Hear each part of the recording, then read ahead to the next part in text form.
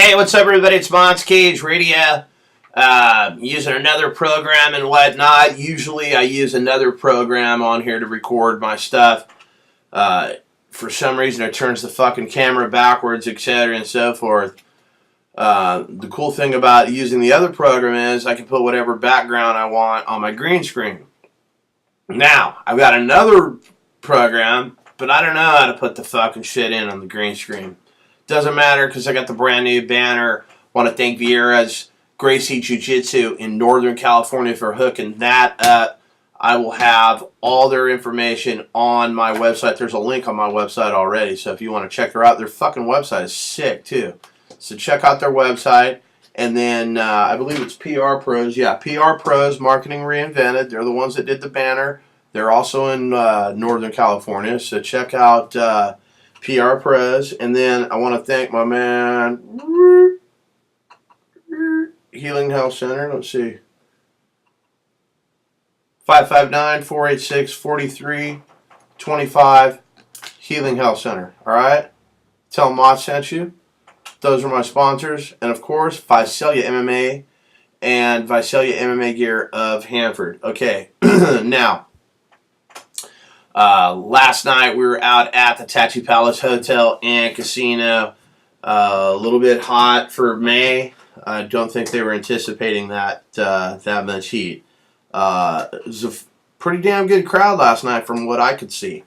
I don't know what the attendance records are, but we'll find that out on Monday as I talked to the project a little bit earlier, and I don't know, we're close to 2,000 tickets sold or something of that nature, so we'll see exactly what the final numbers are. Whoop-de-whoop-de-whoop. Now, they streamed the fights live on Sheerdog last night, so I figured, well, why the hell am I going to videotape all that shit, chop it all up, bring it to you guys when it's already out there, etc., and so forth. So I didn't tape last night. I did some photos and whatnot out, cage side, and for once, I really took the fucking show in, because usually what you guys don't understand is, I know, yeah, I'm fucking cage side and shit, but like, the screen is that big on a video camera, so it's like, I'm looking at the fight through this little tiny fucking view monitor the whole time. It just sucks. I know it sucks to have to sit cage side, but that's basically what's up. So last night I was taking it in, did a few photos. My only complaint at Tattoo Palace is there's just way too many motherfuckers on the cage. There are guys from magazines I've never fucking heard of in my entire life. And then you got to understand that, there's a sticker maybe twice as big as this shit. Maybe about that wide at best, okay? Do I look that fucking wide? Okay, so my fat ass standing next to fucking Belvedere and websites that update their website, I don't know, 60 days or so, whenever we feel like it. They let those fucking guys in and whatnot. But I just kind of stayed back, and unless you can jam your camera lens through the fence, you're fucked. You can't really take any good photos. But I don't really have like a super duper expensive camera. It's like $500 or $600 for my little point and click. It's one of the top of the line, if not the top of the line point and click. I dare a motherfucker to tell me otherwise. My camera is, this is so good last night. My camera is so fucking not professional that I'm taking photos and whatnot, and I got a white shirt on. I'm wearing my fucking Fallen Angel shirt. Shout out to the Fallen Angel. I want to thank all the fighters when you guys hook me up with the shirts, like I wear them all the time and whatnot, so I appreciate that. But anyway, I was wearing my shirt last night, and they give you a neck lanyard, and they were cool. They had the Tattoo Palace poster on it on one side, and it said fucking media, and then on the other side it had all their policies, like don't be fucking moths here or we'll throw you out. Like, it's okay. Basically that's what it says on the back. So it's white, and it blended into my shirt. So I I don't know if it was the California State Athletic Commission guy. I'm pretty sure it was. The guy that follows the fighters in. There's one California State Athletic Commissioner that follows the fighters from backstage all the way down the ramp to the fucking corner, into the cage, back out, all that shit. He's constantly monitoring them. And he says, hey, you can't be over here taking pictures unless you got a media credential. Like, and I said, I do. I just don't have a media-sized camera. And we got a chuckle out of that, and that shit was pretty comical. So I had a great time last night. First fight of the night, let's just get to that. Alex Perez versus Jesus Castro. Alex Perez, I don't know, fucking takes his opponent down and ground and pounded him, pretty much like what I expected from a wrestler, like a wrestler that wants to finish people. Alex Perez fucking got her done. So 156 of the first round, that one goes down. Props to Alex Perez. Team Ochoa, 1-0 right out of the gate. Next up, we had Kenny Ento versus James the Terminator Chaney. Terminator Chaney, been quite a while since he's been in action. According to the Fallen Angel, this was his 15th fight in the cage. Sheerdog has him at 3-0. And first round, it was all Kenny Ento. The Dragons stand up was nice.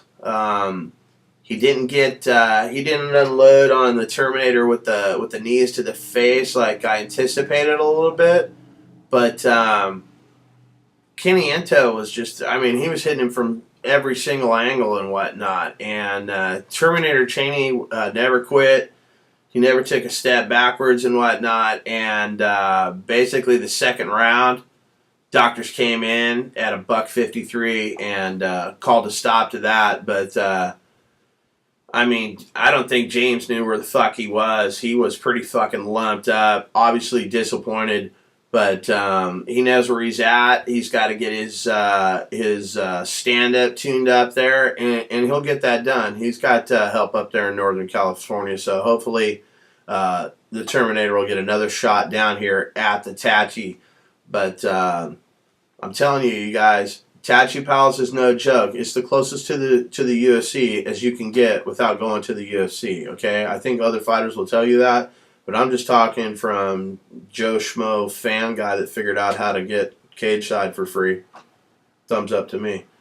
What I think. So, last night, what I thought was going to be the fight of the night, I'm pretty sure, I have to go back and look at the tape, but I'm pretty sure that I locked and loaded this one as my fight of the night. Bad Brad McDonald versus Jesse Vaughn. Fucking excellent fight. Fight of the night, period. In my opinion. I was getting text messages from fans, hitting up on Facebook. It's very difficult to keep track of everything that goes on cage side because so many people are trying to interact with me, trying to get my take, trying to find out who's winning the fights, etc. and so forth. So I do the best I can, but I mean, especially when I'm doing the camera and the video camera, it's hard to get to the phone too. Plus, I'm writing down the results, but I have my man James from Parts Unknown. He was writing down all the results. He put the story up that you see on Cage Radio, and we got it done last night. But like I said, I wasn't shooting a video, so I had some free hands, and I was text messaging and whatnot, and bullshitting with Riley from 5150. Shout out to Riley from 5150. It's good seeing you guys back in the building again. I haven't checked to see your Facebook, but you guys always put out a cool video, so I'm interested to see what it is that you're doing and whatnot. So Galleon Stallion was in the building along with American Cage Fighter. They were doing whatever they were doing. Galleon was doing the Twitter and all the shit that Galleon does. He was fucking laying it down last night for MMA KO, so I hope you guys got all the results and checked out their website. Lots of media cage side, not so much media at the tables and whatnot. So I don't know who some of the people were that were there, but they had some big cameras. That's all I can tell you about that. Let's move along. The Renegade, Cody Gibson versus the Gazelle, Weil Watson. First round, like first off, I can't even understand how fucking you guys probably can't understand how tall the gazelle is. It's a great name. They should have called his ass a giraffe. This motherfucker was, oh my god, tall. All right, I was like, oh shit, and then he started throwing these like crazy, long-legged, wicked kicks and shit, and I was like, damn. And he had Cody in an ankle lock, and elite team is screaming at him, don't you, it was Tom, don't you tap to that, Cody, don't you tap to that. The Rhino, it's just a sprained ankle, that's all it is, it's just a sprained ankle. And I'm thinking to myself, man, like, easy for you guys to say and whatnot, because you're not having the shit applied, but Cody, mentally tough and physically tougher, busted out of that shit and made it out of round one. So round two comes about, and Cody towards the end of round one was putting a pretty good licking on the gazelle with some ground and pound. Thought maybe that the Big John would stop the action, but second round he comes out, he catches the gazelle, gets the gazelle down, and just ground and pounds him out. TKO strikes, 409 of the second round. Next up, King Art Arcienega versus Josh Herrick, Cody Gibson's teammate. This was a much talked about fight. A lot of people thought this was going to be the fight of the night. Herrick had a little trouble cutting weight and whatnot, fined by the commission, and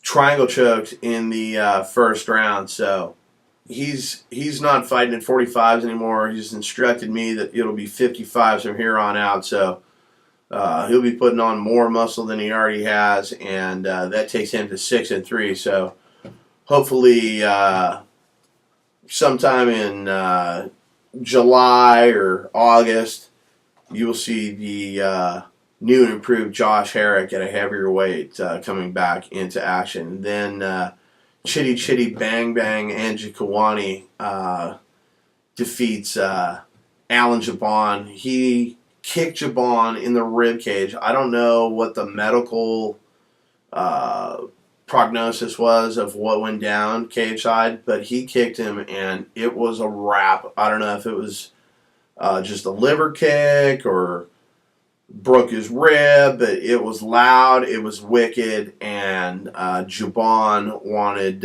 no more. So next up was, and that was at 127 of round three. It was a good fight up until then. I'm not going to say that it wasn't. All the fights were good, and except for I thought that this next fight, this Fakard Sharapov versus Tommy Vargas, I thought that was going to be a lay and pray kind of fight, so I went back and kicked it with James and Gallion and bullshitted for a little bit, and then just as I suspected, it was a lay and pray, I guess, and it was more lay and pray for Frank than it was for Tommy. So Sharapov gets the nod, and I don't know if he's going to get a title shot or what his deal is, but coming up in August, there is going to be a 35 title shot, and I don't know exactly what the matchups are going to be, and I don't know if I'm at liberty to let you guys know what I think they could be, so we'll have to talk to the project about that on Tuesday night and find out exactly what is going on.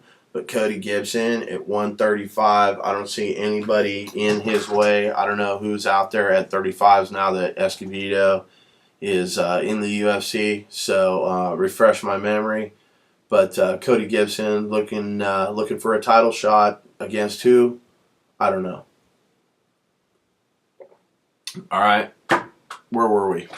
George Lopez versus Joaquin Spirit Wolf. Now, we all knew coming into this fight that this was going to be the fucking fight of the night. This was the one. We talked about it for weeks on the Real MMA Hour. This one's out. You can't pick this one as your fight of the night. It's fucking bullshit. You can't pick this one. So none of us did. All of us picked Spirit Wolf on the picks. and it was a unanimous decision. It was George Lopez, and Lopez just he kept underneath the big haymakers and whatnot that Spirit Wolf likes to land on people's faces. And in the end, I don't think there was any doubt about it. I thought Lopez beat him as well. And so did all the judges, all 30-27 on all the scorecards. And I would concur with that. I thought that was an excellent call by the judges. All right. And then, the afro of maybe the millennium. I don't know how to describe it, but the number 2 fighter in the world, Yamaguchi, versus Kevin Butt Naked Densmore. Densmore, as you'll recall, did some damage to my retina when he just dropped his shorts at weigh-ins when they were streaming live on ShareDog and shared his meat whistle with the world. And according to the ring card girl Lauren, his meat whistle is not really worth sharing, apparently. So James and I both got photos with Yamaguchi. His fucking hair is so badass. I didn't even realize how awesome his hair was until you see it in person. It looks like a fucking wig. It's absolutely awesome. So at 4:03 of round 2, he lumped up Didsmore with a little mini Mark Hominick looking fucking deal on his eye. Project loved Yamaguchi shorts. He wanted Yamaguchi shorts. I don't know why he wanted Yamaguchi shorts. They were yellow. They were short shorts. And he was rocking some sort of cheetah briefs underneath them. I don't know exactly what the hell that was all about. It had to be a Japanese thing. But the vision of the Project in these little yellow shorts running around, it's hurting my mind right now. Especially knowing that he would be in yellow shorts with little Wheezy looking up at his junk that's tattooed on his leg. Okay, that's all I'm saying. I had to get that out of my head too, like Dinsmore's little fucking dong. Anyway, Gerald Harris, Anthony Ruiz. Ruiz, a fucking gamer, thought that this could possibly be a fight of the night. Fucking Harris, let's play the hey, let's try to take Anthony Ruiz down for 3 rounds. And basically that's what went on. Anthony Ruiz tried, his various haymakers and taking the fight to Gerald Harris. Gerald Harris really didn't engage too much other than trying to take Ruiz down, like I said, and basically hold him there. According to some, Harris broke his hand in the first round. I don't know. Gerald Harris did not look like a finisher. I like guys like Anthony Ruiz. You can get 50 more losses. I don't give a fuck. As long as you always push the pace and you always do your best, I'll always support fighters like that. Anthony Ruiz is definitely one of those kind of fighters, so props to you, my man. All right? Nothing to hang your hat on that one, okay? Fabricio Camus versus Efren Escudera, the tough, I think it was tough 8 winner. I don't know, Camus on his feet was just every bit a better boxer than Escudero. Escudera's wrestling, couldn't get any takedowns and whatnot. Camus just made it happen from start to finish. And they had it 29-28 on all 3 cards. So Camus definitely getting in line for something out there at the Tattoo Palace. So I'll have to talk to the Project, because he definitely looks like he is in championship shape. So, speaking of championships, the next one was supposed to be a championship title fight. Isaac De Jesus versus Russ Mira. Mira, the last time I saw him, just 25 seconds of work at Gladiator Challenge.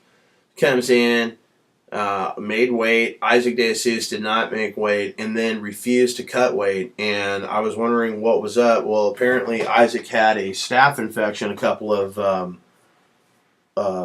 weeks before the fight and actually was going to pull out, but he didn't. Couldn't cut any more weight because he knows his body was fucked up. So I wondered at weigh-ins, well, what the fuck can they do about it? Well, I got my answer because Isaac goes out there, gets a KO at 252, of round one.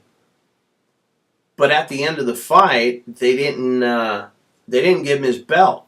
So I wondered, I wonder what's up with that. So I text the project, is Isaac still the champ? He said no. I was like, oh shit. So they stripped Isaac of his belt, but he'll get to fight for it again. According to Goodman, I believe it's going to be in August. I don't know if I'm at liberty to let you know who that's going to be against.